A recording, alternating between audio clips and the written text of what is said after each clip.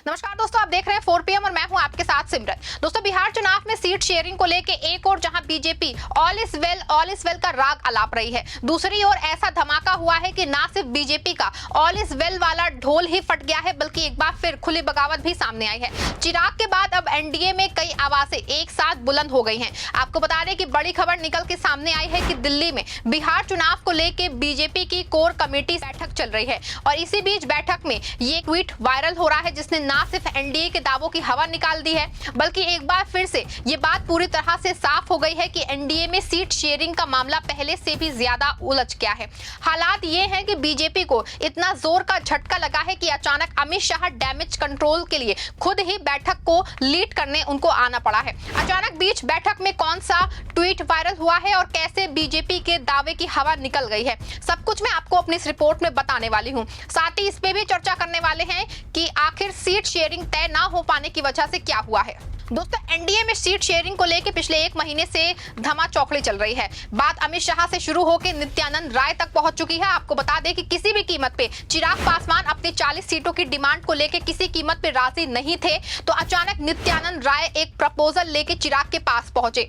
दावा किया जा रहा है कि ये प्रपोजल एक राज्यसभा और एक विधानसभा परिषद की सीट को लेके था। हालांकि पहले तो खबर आई कि चिराग इस प्रपोजल पे खुश नहीं है, बल्कि उन्होंने 35 सीट की सूची नित्यानंद राय को थमा दी। लेकिन गोदी मीडिया तुरंत ही दूसरे काम पे लग गया है और नित्यानंद और चिराग के साथ हंसने वाली फोटो सोशल मीडिया पे वायरल हो गई है और कुछ ही देर में खबर आ गई है कि चिराग मान गए हैं और वो पहले से निर्धारित 25 सीटों पे ही अपने प्रत्याशी लड़ाएंगे। लेकिन ना चिराग का जो बयान आया वो बिल्कुल अलग था। चिराग ने अपने बयान में कहा कि सीट शेयरिंग को लेकर बातचीत पॉजिटिव वे में थी, आगे जा रही है और पीएम साहब के होते हुए उन्होंने अपने सम्मान की चिंता, और जैसे ही ये बयान मीडिया में आया है कि तो बीजेपी ने गोदी मीडिया के साथ ये अफवाह फैलाना तेज कर दिया कि सब कुछ ठीक हो गया है। लेकिन 12 घंटे से कम समय में एक बार फिर बीजेपी और गोदी मीडिया का ये खेल एक्सपोज हो गया है। आपको बता दें कि सीट शेयरिंग को लेकर दिल्ली में बीजेपी के बिहार चुनाव समिति की बैठक चल रही थी।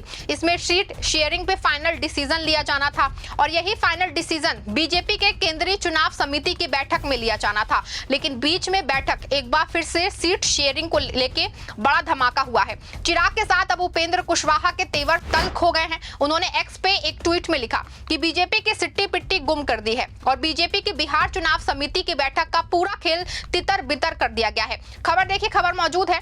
एनडीए का सीट बंटवारा फाइनल नहीं, कुशवाहा के पोस्ट में खलबली, बीजेपी ने कहा आज ऐलान होगा।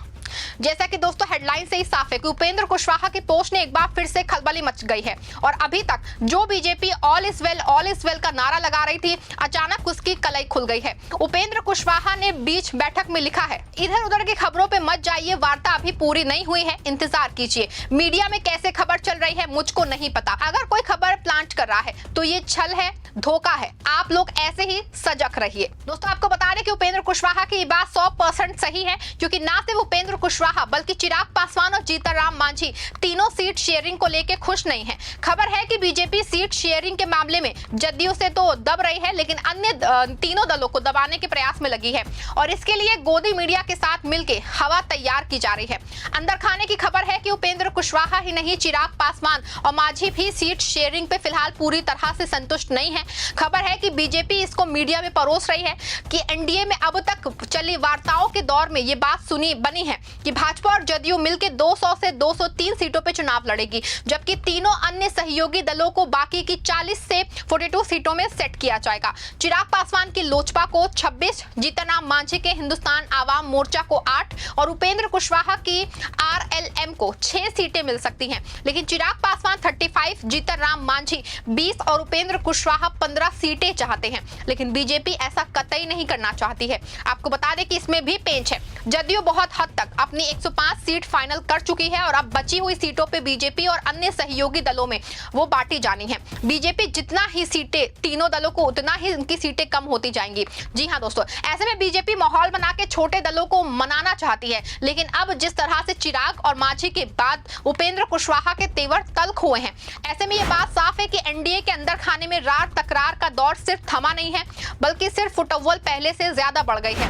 ऐसे में बीजेपी के लिए बिहार चुनाव जी का जंजाल बना हुआ है। आपको बता दें कि बिहार चुनाव बीजेपी के लिए बहुत अहम है, क्योंकि बिहार चुनाव में पीएम साहब की कुर्सी फंसी है, क्योंकि पीएम साहब की 2 बैसाखियां पे टूटने का खतरा जो है दिखाई देने लगा है। पहले ही जदयू में भगदड़ मची हुई है और चुनाव से पहले ही सांसद पार्टी छोड़कर भागने लगे हैं। माना जा रहा है कि अगर कहीं इंडिया गठबंधन को बिहार में पूर्ण बहुमत मिल जाता है तो कहीं नीतीश के और सांसद ना टूटने शुरू हो जाएं। सबसे ज्यादा खतरा इसी बात का है। यही वजह है कि बिहार का चुनाव ना सिर्फ मोदी की कुर्सी के लिए अहम है, बल्कि यहां से पीएम साहब और उनके चाणक्य जी को अपनी कुर्सी भी बचानी है।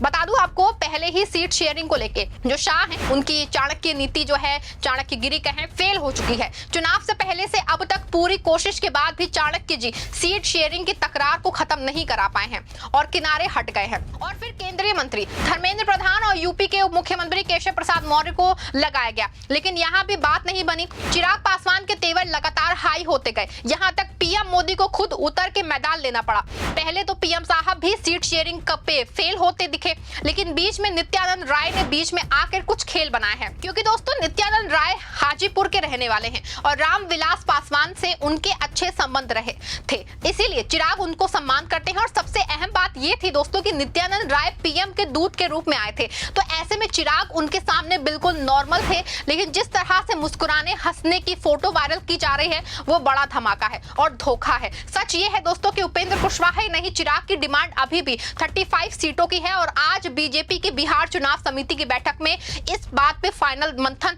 हो रहा है। लेकिन उपेंद्र कुशवाहा ने जिस तरीके से अचानक आके मोर्चा खोल दिया है, वो एनडीए के लिए बड़ा खतरा खड़ा हो गया है। आपको बता दूं कि हालात ये हो गए हैं कि बीजेपी पूरी तरह से सहम गई है और आज की जिस सीट शेयरिंग की बैठक में अमित शाह को शामिल नहीं होना था, उस बैठक में वो लीड करते हुए दिखाई दे रहे हैं। लेकिन सवाल ये बड़ा है कि दोस्तों आखिर इस मीटिंग का रिजल्ट क्या आएगा, क्योंकि सीट शेयरिंग को लेकर मीटिंग का खेल बहुत पहले से ही चल रहे हैं और कल बीजेपी के केंद्रीय चुनाव समिति की फाइनल मीटिंग होनी है।